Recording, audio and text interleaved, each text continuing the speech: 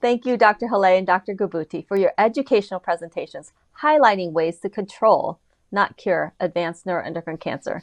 And we thank Doctors Lee, Clark, Ahmed, and Chen for their enlightening discussion on what matters most in making decisions about surgery, liver-directed therapy, and radiation therapy. This next section is on systemic treatments and sequencing treatments. Mary, while it's exciting that there are now many options, people often feel overwhelmed by the decision making. Could you speak to your experience or perhaps what you've heard from others?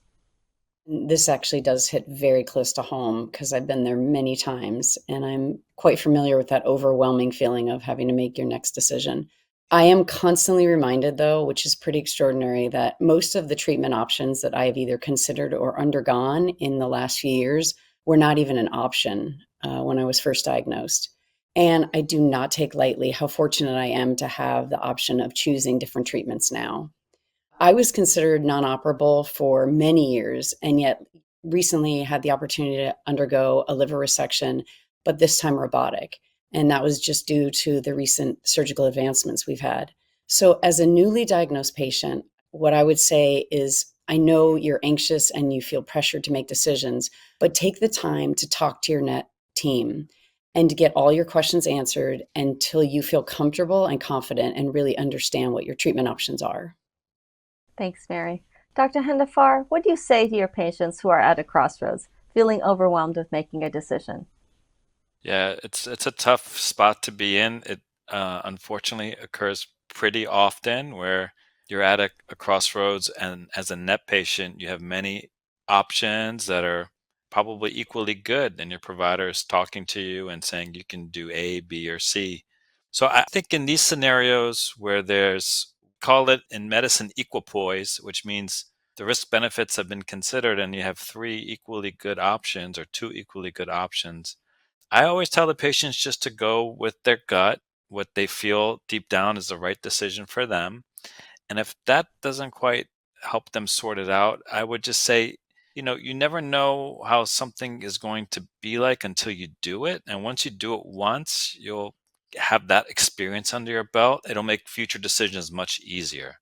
So don't fret too much. Don't overthink it. Just kind of go with your gut, pick the best one. And the process, you'll learn a lot. And the next decision probably be easier for you.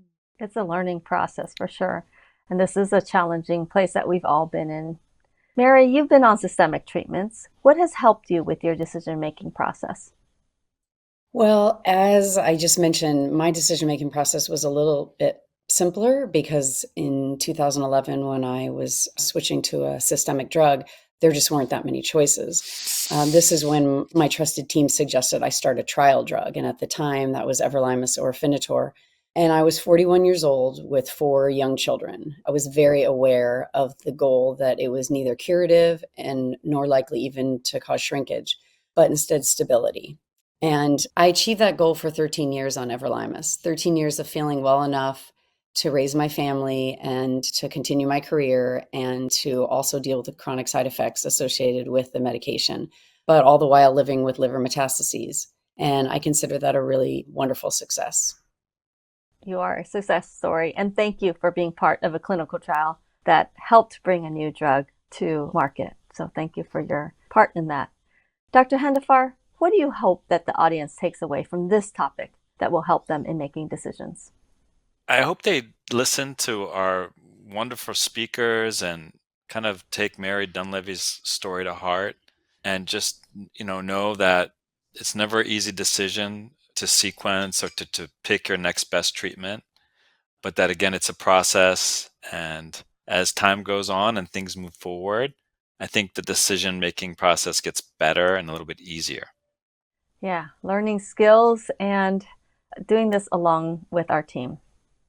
We're pleased to introduce our next speakers who will focus on systemic treatments and sequencing treatments. Jennifer Chan from Dana-Farber Cancer Institute will give you a thorough overview of the many systemic treatments available to us, including one that was just approved this March of 2025. You will gain a valuable understanding of what the benefits are compared to surgical and regional options. Our next speaker, Dr. Cecilia Carreras, is a nuclear medicine physician from the hospital in Angeles Lomas.